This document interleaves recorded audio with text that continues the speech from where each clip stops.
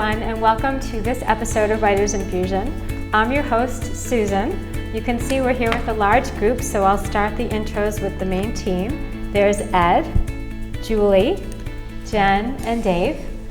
We have Connie Mayo, our guest critiquer author, with us today. Connie wrote The Island of Worthy Boys. This is a historical novel that takes place in Boston in the late 1800s. It's an awesome book. I loved it, and I highly recommend it. You can, if you forget the name, or you can see it on our website. So we have the link there for you. So we're really glad that she's with us today. Thank you. Yeah.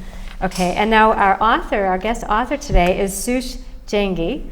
He has written a literary novel. We're reading the excerpt. Maybe it's not all done, and maybe not literary. I don't know. Mm-hmm. So what we're going to do is have Sush read the summary and the excerpt, and then we'll go to the critique. Okay. Sounds good? Can I have the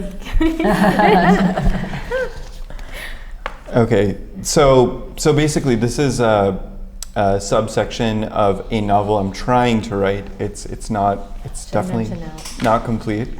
The middle of the story. It's somewhere in the middle, and it's a story about the larger work is about a doctor that works at night, and during the day he tries to sleep and also kind of walks around the city, and has encounters with different people.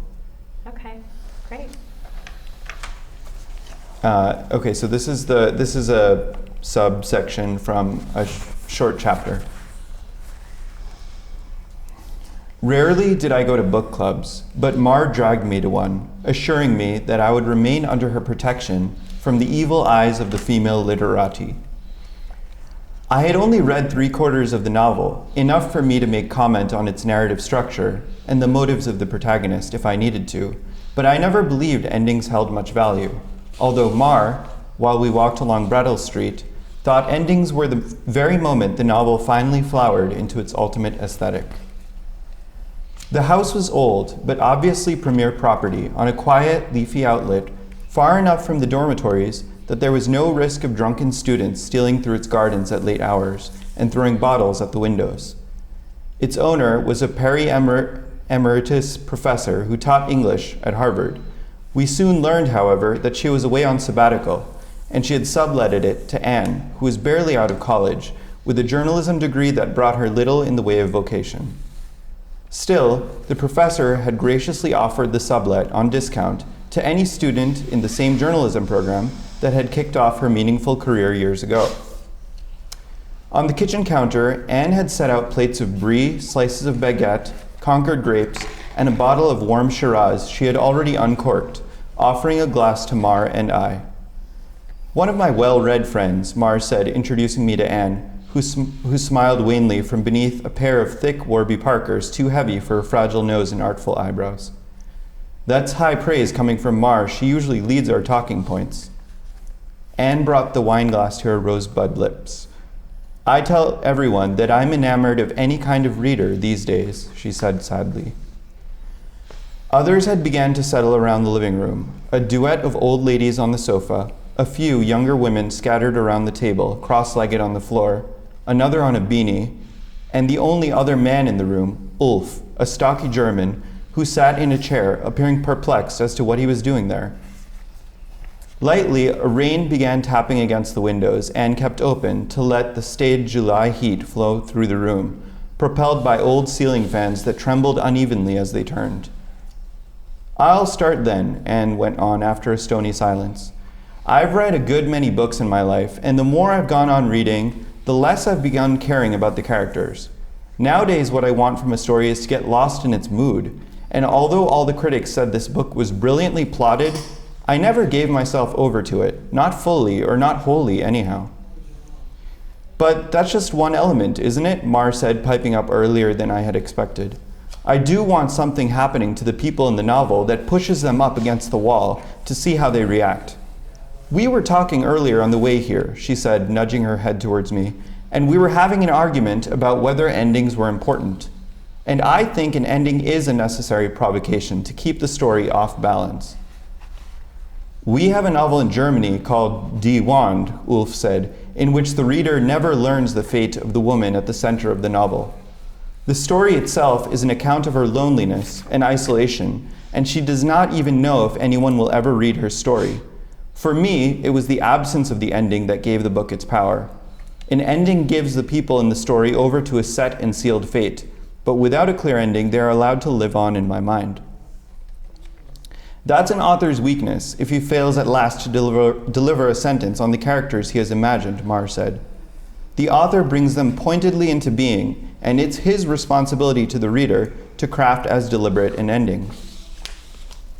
The Shiraz had gone a bit to my head. Nevertheless, I wandered into the kitchen for another glass. In the window above the sink, I saw the spires of the old church in Harvard Yard from where I'd recently heard the songs of a choir in evening practice, the melody so divine and foreboding that I had stood in the shadows of the empty campus, entranced, as I had been at the end of my college days when the whole world seemed as though it had opened itself to me. Only fleetingly did that sense of liberation still come over me, and when it did, I swore never to forget it, until soon after, I lost my grasp on it, unable to recall the depth of that intensity. I knew that the pursuit of that feeling was what drove many people, like the professor who owned this house, to stay forever within the walls of a campus, where they were protected from the graying out that happened if you wandered too far into the real world. "You're being objective," Anne was saying now to Mar. "What I want to hear from you is how you felt long after the book was over. What would that feeling be?" Mar shrugged, glancing at the two old women, who had, until now, hardly said a word, although both looked attentively on the rest of us, as though amused by our arguments. If I ever became an old man, I might do the same, listen to the annoyances and exasperations of the young to pass the time.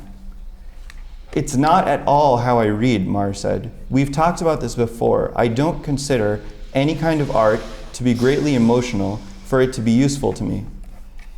"But then I think you're missing the point," Anne laughed. "Or at least you're missing a lot of the joy that art brings me. I would have considered that a male perspective, but Ulf actually feels otherwise."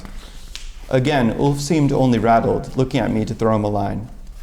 "Mar's not being entirely truthful," I said.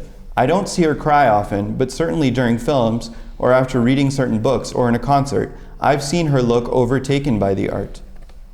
Mar glared at me, although I had only meant this playfully, without any kind of criticism of who Mar was. In fact, the book club and the arguments that I was hearing and making in my mind, even reading, was a play in itself. The words within a novel arranged beside each other to create an enchantment that was often lost from the work I did every day. Never did a novel reproduce wholly for me the happiness or tragedy or dullness of ordinary life, but called out to me as though from behind a wall, and the joy I had was trying to hear, however distantly and imperfectly, what the novel was trying to say to me. But I never said this to the club because I didn't want anyone to talk me out of my opinion. Mar and Ulf and the others, after all, were clever and thoughtful enough that had I listened to what they were saying, I might have changed my mind. I just want to say, I love the name Ulf. Keep that. That's a good one. You did a good job reading. Yes. Yeah, Yes, it was really excellent. nice to hear you read it. Thanks. It's a kind of poetic in a way. Your writing is pretty. I like it. Yeah. We're going in from the middle of the story, so sometimes it's a little bit more difficult to do that. So I guess the first question I had is I get the whole scene and they're having a book club. What's the main character's name besides the doctor? I don't know. We don't Oh, you don't know yet? Oh, excellent. Okay. And what kind of doctor is he, by the way? He's like a The general. whole novel General, without okay. yeah. So if this whole novel is from he's walking around, he's in different scenarios, what I'd like to see even in this scene is more about what he's thinking at various places. It might only be me who thinks that, but you have the whole intro. The first part it really occurred to me was when they started talking and when Mar mentions him almost right away, even though he doesn't know anyone. Is he thinking, oh shoot, I'll keep it clean. Oh shoot, what? Now I have to talk. Or what's he thinking when that's said? And when someone else is saying something, is he thinking something about what they said or how they're saying it? Does he like what he said? Does he think that they're pretentious? Does he think that they're spot on? And I know that you do that a bit at the end. And the last two sentences, it definitely helped to hear you read them And even though I can tell there's a lot behind them, I had a hard time understanding them, and I read them 7 or 8 times. I mean, I really tried. So I got part of it, but then I just couldn't follow it, and that might just be me. But I would like to know throughout, what is he thinking, and how is he reacting to everything that's going on? Because this is new to him, and he doesn't really know anyone except his friend. And that can be an uncomfortable position to be in for a lot of people. Yeah, I had a similar kind of reaction. I thought you did a terrific job of bringing out the different characters just through dialogue. I mean, you get a real sense of who Anne is, who Ulf is, who Mar is, and things like that. I thought that was wonderful, especially revealing it through dialogue.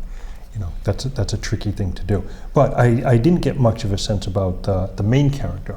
Although I also think that, this being the middle of the book, Right. we might know a lot about the main character before we get to this point. But even given that, I'm not sure what this scene does as far as advancing either the action or the main character. To me, the only thing I can see that happens is that there's a little bit of friction between the main character and Mar, and maybe that's the point. But that was about it as far as what I saw. That was my first note was, what is the purpose of the scene in the larger book? Because they tell you when you are editing, say you have you said it's 70,000 words. Let's say it's really huge at the end when you finish and it's 150,000 words. When you go to cut that down, people will tell you have to evaluate each scene, and you have to be able to easily justify why is this scene in the book and how does it further the plot. It's either got to further the plot or it has to be integral to character development. There's probably some other reasons that you could justify, but those are the two that I used when I went and did massive editing. So I didn't get that, and it is hard because we're seeing the middle of the book, but it was difficult. I didn't really get, as you were saying, I didn't really get what was the thing that was accomplished in this scene. So, and the other overall comment that I had is that since you're this is in first person, so you can only reveal what that person would be privy to. And there's a couple instances in here where you sort of go a little off the beam, where I think, so this guy's coming to this book club and he doesn't know anybody, but how suddenly he knows Ulf's name. Right, so how does he know that he wasn't introduced? So that, maybe you could easily take care of that if you wanted to explain that, but it was not explained. And there's a couple other little instances of you revealing something that the narrator wouldn't necessarily know. That's an easy fix. Yeah, very easy. But that's good to point that out. I was wondering too, that he had just settled down. He's in a group of people he doesn't know, and they had just started, and then he left the room to go get a drink. I was surprised at that. Maybe some people could do that, but it was surprising he would. And then the conversation He never actually comes back. He never comes back. But he is sort of back. He's but he's just walks into the kitchen. Yeah, no, well, he's in the kitchen, and then you're being objective, Anne was saying now. I'm like, well, is he hearing from the kitchen? Yes, Did he I come thought back that in? So there's a too. little sort of, I don't know if it's a continuity break, there's a little problem there that could be easily rectified. Can I say something? Okay. No. Defend yourself. No, I'm not trying to defend myself, but No, but the style of the whole story actually is, and maybe it's a problem, but the style of the whole thing is, there's many times I don't explain what's going on. Oh. And it's to create an atmosphere of a little bit of mystery, and it's like him leaving the room, like I don't want it to be realist. I don't want him to say like, oh, your name is Ulf, and I want all of those things to be stripped out. And him leaving the room and him coming back, I don't want to talk about him coming back in. I just want it to just be there. Why? Why is it you want to do it like that?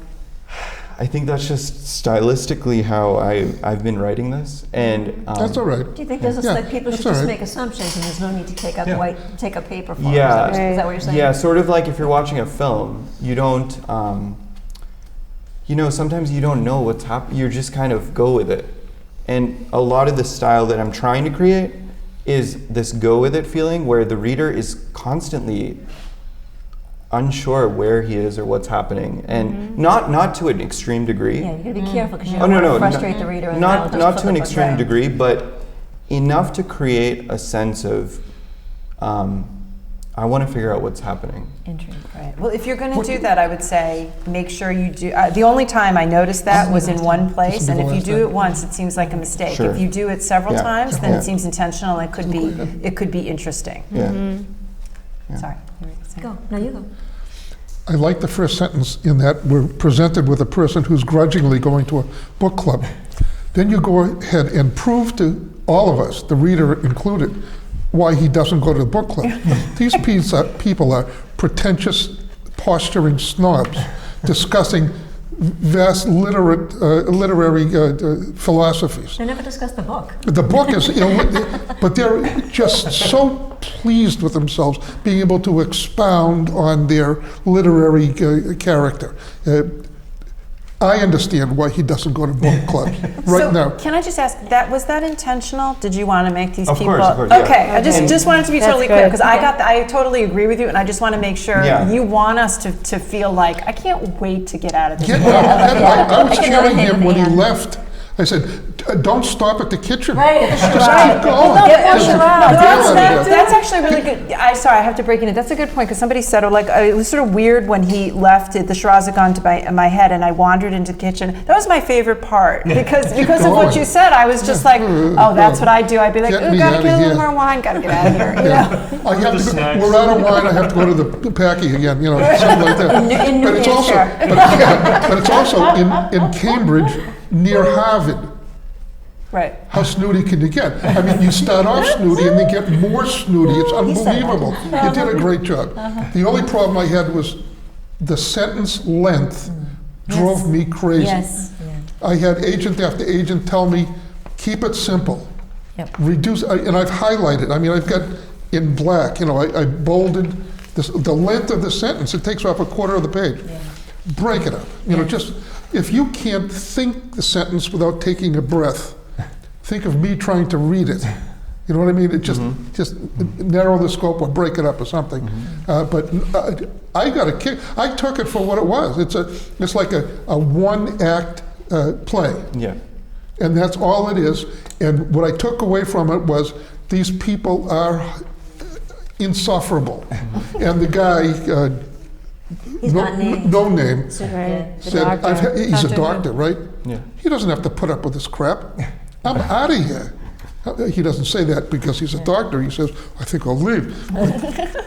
Get me away from these people. They make me puke. And you've done a great job identifying this type of character. People so self-possessed and pleased with it. They sit around patting each other on the back. It makes me sick. It's really, And really the behind little- the no, scenes. you're like a duet of little old ladies watching. They were wonderful. Yes, I was one of the old ladies. I pointed that out. I said, good point. No, I do want to say that there are 3 members of our book club here who will go nameless, but we enjoy Shiraz and we like Yeah, but we don't Brie talk and our like company. that. No, we do not. We No, don't we do talk not. like that. We're not pretentious. No, But we we do. know some people who are. Shoot, But I'm I just wanted They're to not connect to something you were saying, and that is that what I'm trying to do in this whole thing is have these scenes that are like plays. You said Yes. plays because none of the scenes have too much going on. There's But the reader comes away with Yeah, something. that's There's a what- message right, implied. that's right. And that's good writing. Okay, that's what I'm trying to do. Like, Yeah. you know how Seinfeld is able to communicate a lot through not much. a show about nothing. Yeah, Right. yeah. Yeah, you're right. And Yes. actually, this is sort of a commentary on the book itself that I'm trying to write, in that they're talking about how, or one of the people is talking about how, for her, the most important thing is the mood that you come away with, or the feeling you leave with, rather than what happened. And Well- I, at this point, when people are reading this, I would hope that part of the tension in this is actually they're thinking about, oh, how does this relate to what I'm reading? Well, how does it relate to how you feel about books? Yeah. I personally think that an ending is absolutely necessary. Read The Lady of the Tiger, Yes. and you end up Oh, God, yes. frustrated Yes. at the end. Give me it's like a coach that doesn't use a whistle because the coach doesn't know the sport enough to say, okay, stop, let's do this again. If you can't write an ending, write about a proposal in Algonquin. I mean, it was just as vague as that. So, go ahead. I want to ask you about book club, why Mar dragged the protagonist Yes. here, if they hang out a lot, the two of them. And if you could compare this interaction, have the protagonist compare this interaction with people to other interactions. Maybe have him think or have him speak tomorrow on the way home about some other observation he made or some other experience he had. Because you may do that elsewhere, we just need that as readers. So overall, I'm a little concerned about when I read the summary here, where it says that the larger novel is about a doctor who spends his nights on call in the hospital and his days wandering the city trying to understand people. And then reading this scene, which communicates a lot and definitely gives you a lot of feeling about the characters. But I'm sort of putting those two things together. I'm a little concerned about the structure of the overall book. Is there, I mean, your summary really doesn't convey what's going to happen to this doctor and how he's going to change in some way during the story. So I'm sort of hoping that you do have a structure where he sort of starts out this kind of guy, and through his experiences he changes and he learns something, or he develops a relationship or something, as opposed to just having sort of scene and scene and scene, and then how do you connect it together? I can talk a little bit about it, but I think you're right. I think that's something that I'm struggling with. So the way I've written it so far, the first half is called Day, because he's actually working during the day, and he has a normal. And the second half is called Night, and that's when he's working at night and awake during the day. So it's got this two-part structure. The first part takes place in the spring and the summer, and the second part during the dark winter of Boston, basically. And the book actually opens with the marathon bombing, because this doctor was at the finish line. And that's sort of what starts it and kind of makes this doctor lose faith in people, kind of. And he's lost his girlfriend, and as he goes through the story, he's trying to restore that connection and that faith he initially had. I can't imagine that happens to him in the scene, the poor guy. So this is This was not really restoring the faith in humankind. This was a sort of, it didn't really happen. But he's going to meet But the bombing was violent, and what he finds is the small pleasures are what kind of help him, and that's kind of the structure, Right. and That it's sounds obviously great. not apparent here, but this is a scene during the day scenes. Plus, we won't see that because we didn't start from the beginning. That's Right. why it can be Yeah. tough. Right. That's No, great. I think That that's sounds really really good. interesting. I actually wish that I had known that about the about the Yes. summary. No, but it's a really interesting progression. It makes me really want to read it, and I probably would hang in there more with scene and scene and scene, because I would know, he's trying to work through this sort of loss of confidence in humanity, and and then I can be thinking, how do each one of these scenes, like, is that in the plus column or the minus column? So very Everything's interesting. kind of propelled forward by that. Right. Yeah, So that's something to experience. keep in mind the next time you have to write a summary, that you'd want to include that, Okay. Yeah. Okay. because that sounds really interesting. Yeah. It does. It's okay. I hear The aliens. endless phone ringing. We forgot that part. Well, has anyone not? Do you have any questions for us? No, this is great. It's good. Are you just writing on the side? Do you go to a school? Well, I'm a physician, so I was going to ask that question. Speak, write what you know. Yeah. yeah. That's great. So thanks for coming in. Okay, thank you so That was much. really nice. Thanks, that was great. Great. Thank you. Thank you. Thank you. Thank you, Connie, for joining us today. Thank you, everyone else, for joining us for this episode of Writers Infusion. We will see you next time. Keep writing.